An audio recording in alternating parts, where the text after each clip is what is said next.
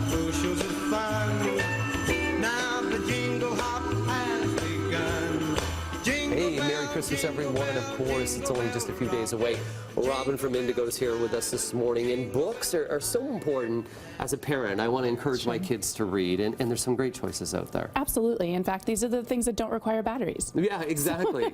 and they're the perfect gift that can be under the tree, or even for Christmas Eve to kind of keep the kids active. Absolutely. And they keep giving back. They're not the kind of thing that kids will play with for 5 minutes and discard, but they'll keep going back to the books that they really like and read them over and over and over. I have a 5-year-old, so what are some of the books I should be looking at right now? I know we're going to start with some younger ones first. Sure. So first up, we're going to talk about Alligator Pie, which is a classic from Dennis Lee, Canadian. It's been reformatted into a board book, so you can share it with the youngest kids in your family. Awesome. And it's got new illustrations from a Canadian illustrator as well.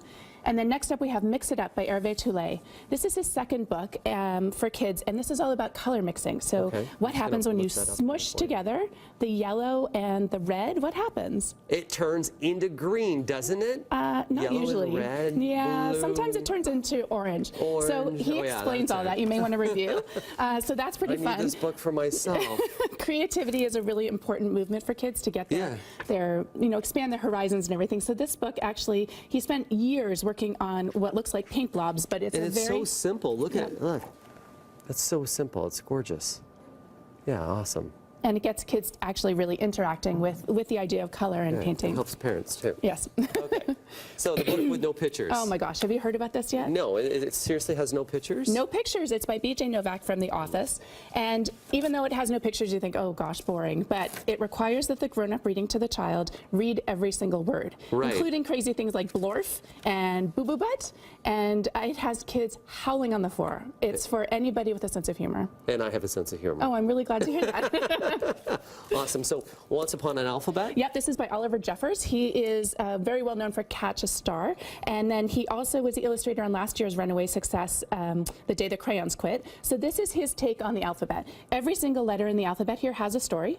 And they're recurring characters. Some of them rhyme. It's really fun. And it's a great way to introduce phonics and sounds to kids. Yeah, and the words, working on the words. You say that my 5-year-old's going to love Dragon Masters. So this is a really interesting introduction from Scholastic. They started this bridge series called Branches, and it's for kids who have gone from beginning readers, aren't quite ready for their first chapter book full on yet, and it takes the reading fundamentals that they've developed and helps them transition into other books, but it's full of really exciting content. We got about a minute. Which ones do you really want to highlight over here? Oh gosh, okay, so let's move into the older kids. So Sisters from Raina Telgemeier, graphic novel, very interesting for kids. It's a follow-up to Smile and Drama.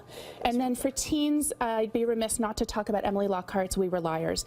Contemporary fiction for fans of John Green, and this one ends in a way I did not see coming. Oh my gosh, it kept me up at night afterwards. So even for an adult, you can steal the book off your child. Okay. Yeah. And then we have tons of Frozen and Minecraft, which is on everybody's wish list this year. Minecraft's so big. I know. Yeah. And Olaf, hide and hug Olaf. Hide him and then give him a hug when he's found, because he loves warm hugs. I love it. Lots more in store, lots of people to help, and great lists online as well. Of course, we're going to have more information on our website as well as you can go to Indigo. Thank you very much, Robin. My pleasure. It was some great books there.